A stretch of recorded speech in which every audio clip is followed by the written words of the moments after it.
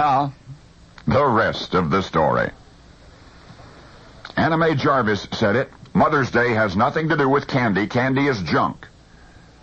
You give your mother a box of candy and then go home and eat most of it yourself. Anna Mae Jarvis said it, quote, a maudlin, insincere printed card or a ready-made telegram means nothing, except that you're too lazy to write to the woman who has done more for you than anyone else in the world. You ought to go home to see your mother on Mother's Day. You ought to take her out and paint the town red. End quote. Anna Mae Jarvis, I'm quoting again, you ought to give her something useful, something permanent. A lot of mothers are sleeping on mattresses that are hard as rocks. Maybe she needs new eyeglasses, comfortable shoes, a pair of slippers, better lighting fixtures. Is she sleeping warm at night? Could she use an eiderdown? Maybe the stairs in her home need fixing. What about flowers, Anna Mae? Flowers, says Anna Mae, are about half dead by the time they're delivered. And Anna Mae goes on to say that she won't rest until Mother's Day becomes the personal family Memorial Day that it was intended to be. And if anyone has a right to speak out against the commercialization of Mother's Day, it was Anna Mae Jarvis, because you see, that second Sunday of thoughtfulness each and every May was Anna's idea in the first place. Anna Mae Jarvis was the mother of Mother's Day. But could you ever guess the rest of the story? Anna Mae Jarvis, born May 1, 1864, a minister's daughter, described as a quiet, studious girl in school, liked everyone, and everyone liked her. Anna was just 42 plus 2 weeks, working for a life insurance company in Philadelphia when her mother died on a second Sunday of May, 1906. Friends noticed a change in Anna in the months following. No longer the gentle, easygoing woman they knew, she became obsessed with one desire, to see her mother and motherhood honored annually throughout the world.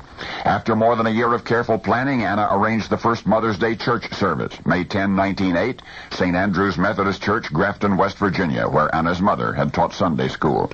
Anna worked hard to promote her idea, and a year after that first memorial service in West Virginia, Philadelphia became the first city to proclaim an official Mother's Day. 3 years passed. West Virginia made Mother's Day a statewide observance. 1 year later, in 1914, President Woodrow Wilson signed a proclamation from Congress, a document recorded as Public Resolution number 25, to establish the second Sunday in May as Mother's Day nationwide forevermore. And it had all begun with Anna. But Anna, now 50, was not content with her victory. She retired from her job at the insurance company to spend her remaining 34 years and her entire fortune of over $100,000 campaigning against the commercialization of the day she had founded in honor of motherhood. She interrupted florists' conventions to express her remorse at their profiteering.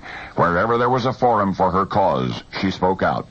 And then one day, when she was too old and too tired to speak out anymore, she was placed penniless, deaf, and blind in a Westchester, Pennsylvania sanitarium, and she died there in November of 1948 at the age of 84. And if the story of the woman who invented Mother's Day is made even more poignant, it's by the fact that she, Anna, would never herself benefit from that time of remembrance. For you see, Anna Mae Jarvis, the mother of Mother's Day, who devoted her life and her fortune to its reverent observance. Anna Mae was never married. Anna Mae was never a mother. And now you know the rest of the story.